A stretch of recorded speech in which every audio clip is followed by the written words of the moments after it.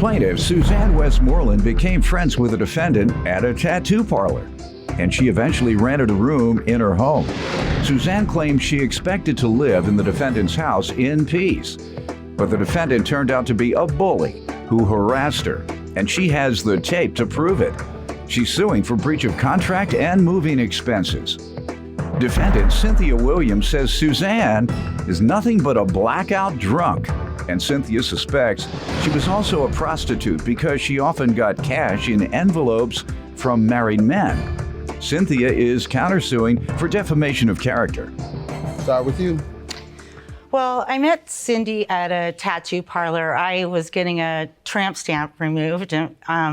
So we became friends at the tattoo parlor, and we exchanged phone numbers. And then we started going out for drinks.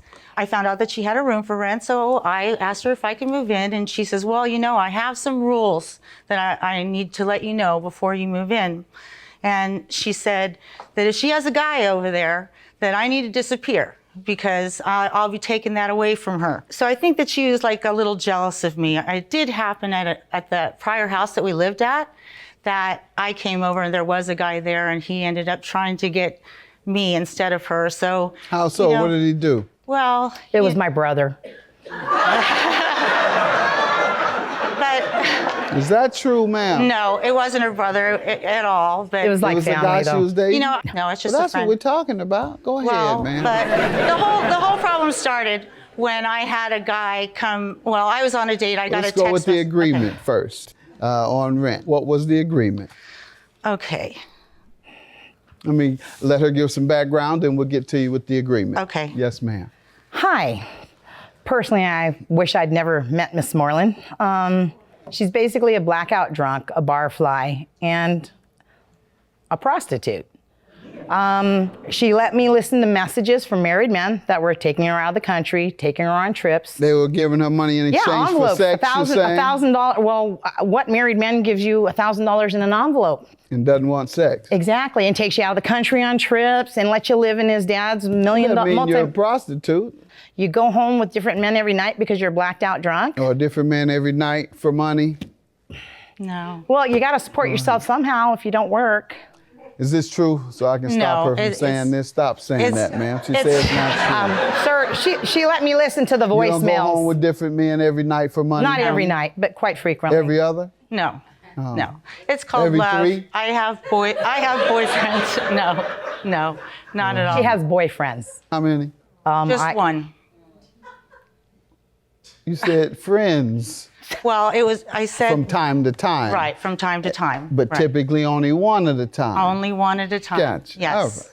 Right. Okay. Well, the one that was in my house wasn't the one that was giving her money. She moved the broke one in, and the ones with money take her on a trip. The deal we had was she was not to have overnight guests because of her history. She quite frequently goes home with different men, and maybe she doesn't remember because she's so drunk she blackout drinks. And I was raised Catholic, so when she called and prayed and begged for me to rent her a room because she was living in her Jeep, my heart went out to her, and I gave her a 6-week trial period. Okay. And what were the terms of the agreement, ma'am? Believing that I would live in peaceful enjoyment, but instead found that she had no right to rent to me, and I was just going to be bullied the whole time. What was the agreement, ma'am? I have a copy of that agreement. How much were you to pay per month? $1,000 a month. Was it a lease or a month to month? A month to month.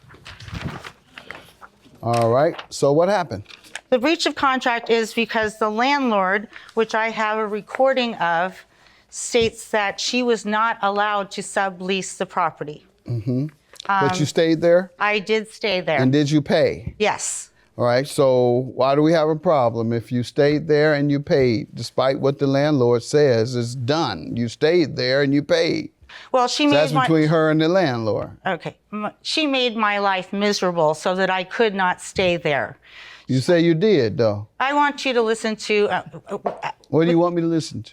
There's a line about blackout drunks and men, too, in that agreement. You're like Go ahead. bringing people, your drug dealer friends over here and putting knives. It's not my drug dealer friends. This is the way I live. I have guns. I have knives. I live alone. I can get out. Okay. Move your get out. You want to judge my life? You want to judge mine? I asked you the rules. I don't bring people over here if you're here without saying things. You know what? You want to...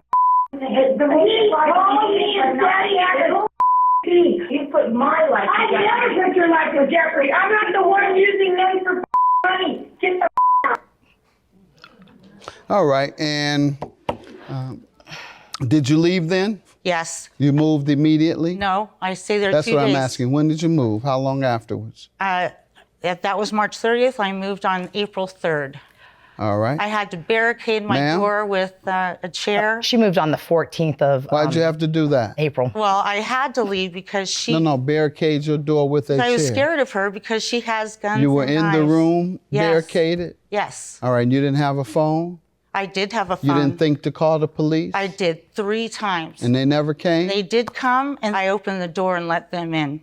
Oh, it's okay. Yes. So she was still out there Actually, with the guns and knives. Yeah. And you just say, excuse me, let me go let the police in. No. the next day she Yeah, called the what? police. All right, why didn't you give her notice, ma'am? Sir, I have text messages where I gave her 30 days notice Let's see it, to please. leave. Ma'am, she said she gave you 30. I've offered her her rent back.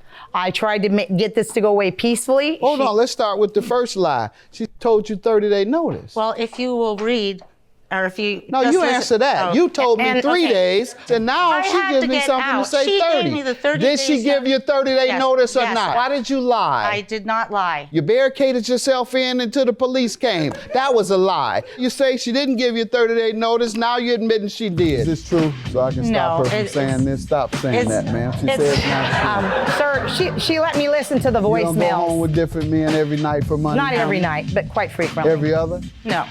No. It's called Every love. 3? I have boyfriends. No. Plaintiff Suzanne Westmoreland is suing her former roommate, who suspects Suzanne is a prostitute because she often accepted money from married men. Your counterclaim for $2,500. How did she defame you, ma'am? Well, I'm sitting there relaxing with my French bulldog. I was recently in a really bad motorcycle accident, so I have a spinal injury. And all of a sudden, it's like SWAT's coming to my house. So I walk out, limped out actually, and explained to them that I'd given her notice.